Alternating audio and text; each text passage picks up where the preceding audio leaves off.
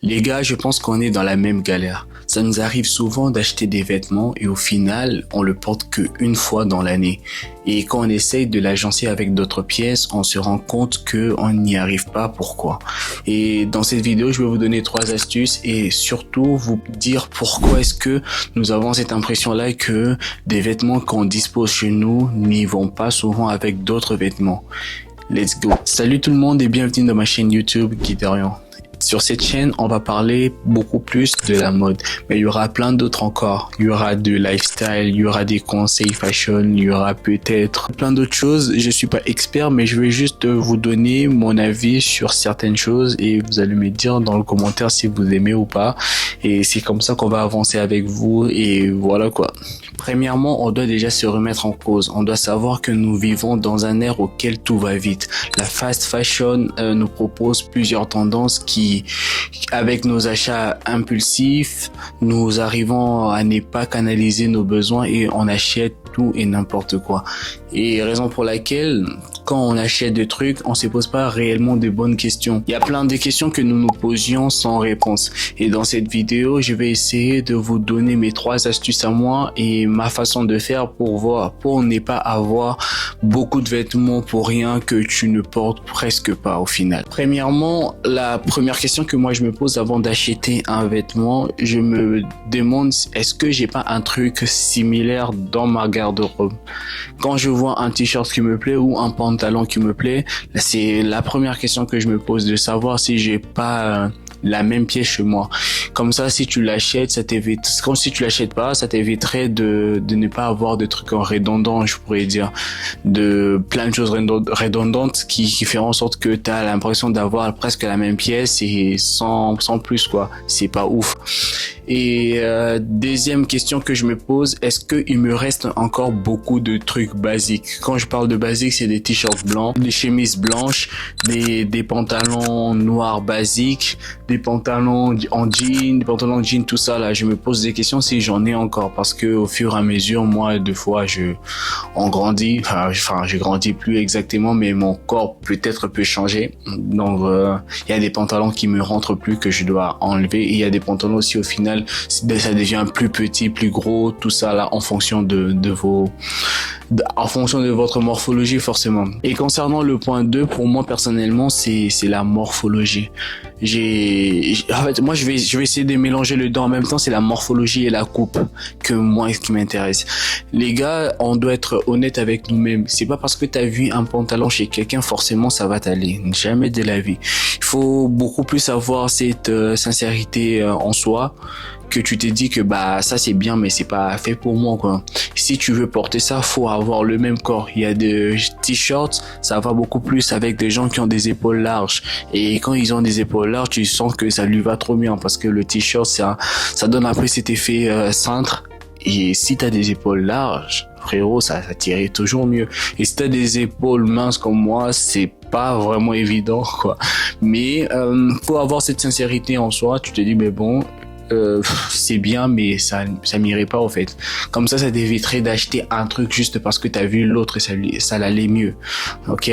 Et troisièmement, je parlerai de l'entretien. L'entretien, on le néglige trop. Moi j'ai l'impression que beaucoup de gens aujourd'hui, même des trucs sales, ça devient la mode. Ah non, faut porter des baskets sales, tout ça là. Mais moi j'arrive pas à comprendre comment ça peut être une tendance.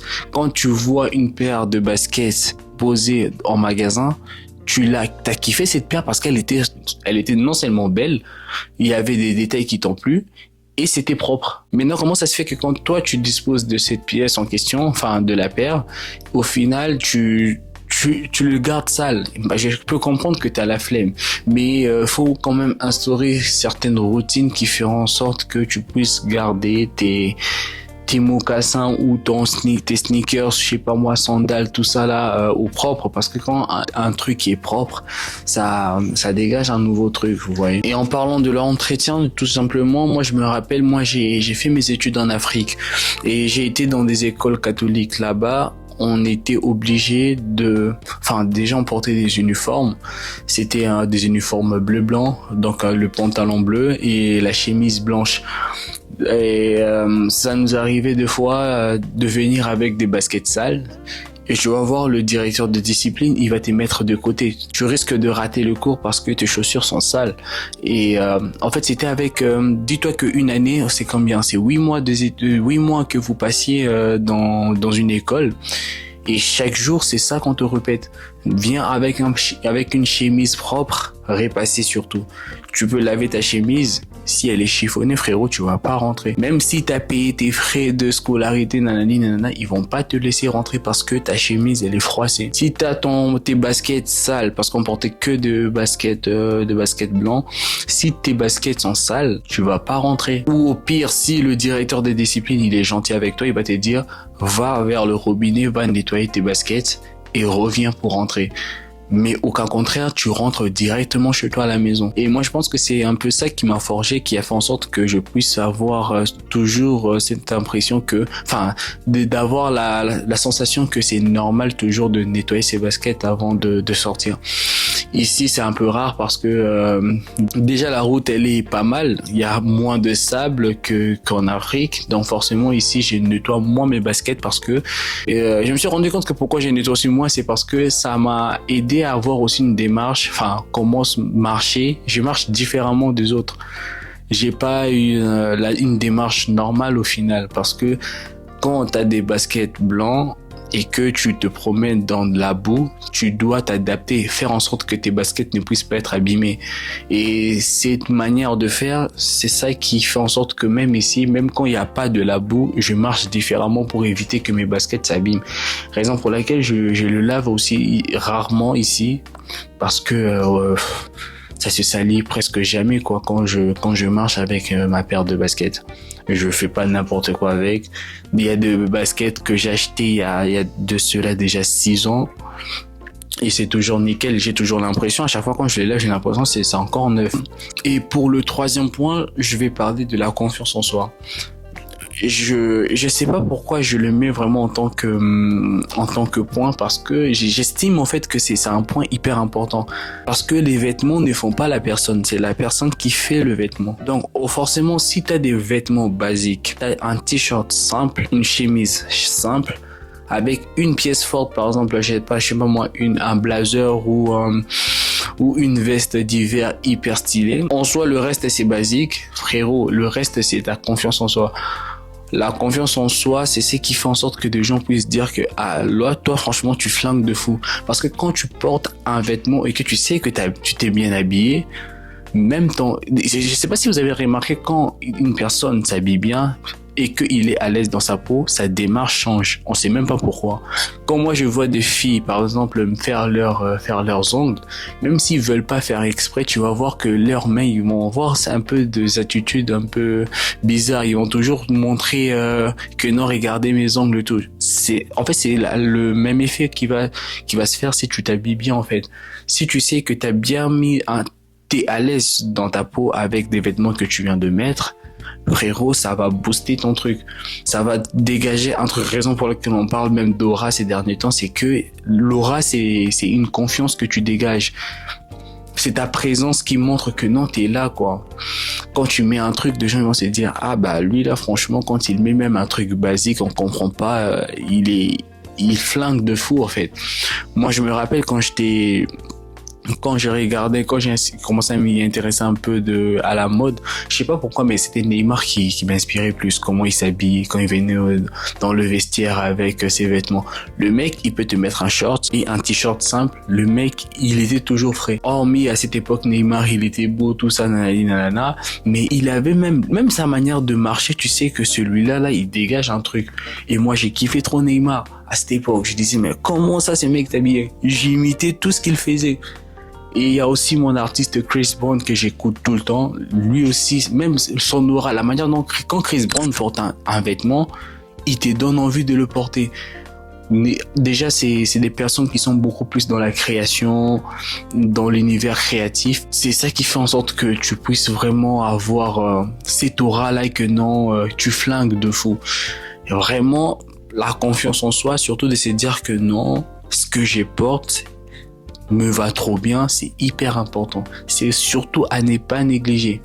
Quand je vois des artistes comme A$AP Rocky, qui encore, Michael B. Jordan, Chris Brown et plein d'autres encore, vous allez remarquer que ces personnes-là, quand ils mettent un truc, ils savent qu'ils ont flingué. Ils savent qu'ils ont mis un truc de fou. D'où c'est mal vu de dire que non, tu sais faire un truc.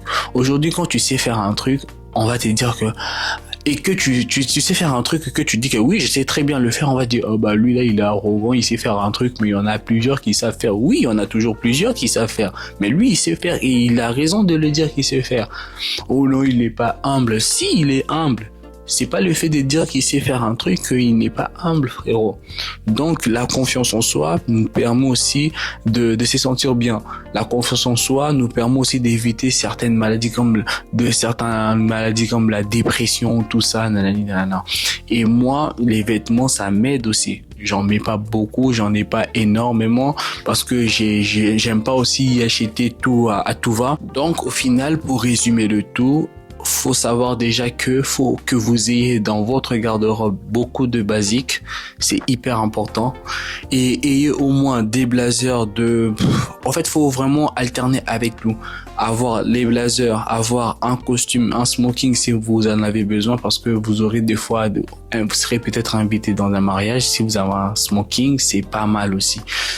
C'est un bon investissement. Vous avez des chaussures, des souliers, mocassins, et des sneakers. Et j'ai oublié aussi de parler d'un truc, des accessoires. C'est ça qui va faire vraiment votre identité. Les accessoires, c'est vraiment la chose auquel vous ne devrez jamais négliger. Dans ma tête, quand je pense à Bikli, la première des choses que je vois, c'est ses casquettes. Le mec, il porte des casquettes de dingue à chaque fois. Et les accessoires, c'est ce qui fait ton identité. Faut pas le négliger, en fait. Il y a des gens que moi, j'apprécie énormément parce que je vois qu'ils mettent, par exemple, des belles montres. Je dis que, celui-là, quand je le vois à chaque fois, mes yeux se tournent directement vers son poignet. Je me dis, attends, qu'est-ce qu'il a mis aujourd'hui? En fait, parce que c'est son identité visuelle. Et moi, je pense qu'il y a certaines personnes qui mettent des bandanas, peut-être. Il y en a d'autres qui ont une manière de mettre la cravate. Bah voilà, en tout cas, faut pas négliger surtout des accessoires, comme je l'ai dit, tout ce qui est bagues, bijoux, montres, képi, peut-être des borsalino et je sais pas, une manière de porter de pantalon, par exemple les détails que tu vas mettre si tu es un artiste auquel tu personnalises des trucs, essaye de créer ton identité là-dessus, et des gens ils vont te suivre forcément, et c'est ce qui va faire en sorte que c'est là puisse être ton identité à toi. Et voilà, c'est presque la fin, c'est maintenant la fin de la vidéo. J'espère que cela vous a plu, et surtout n'hésitez pas de vous abonner parce que ça va aider la chaîne d'être bien référencée surtout. Et abonnez-vous, likez, commentez surtout. Ça me ferait plaisir de lire vos commentaires. Et on se dit à la prochaine vidéo, tout en sachant qu'il y a déjà la dernière vidéo qui a été mise en ligne si vous pouvez les regarder. Mocassin vs sneakers. Allez, ciao, c'était Guy Derrière.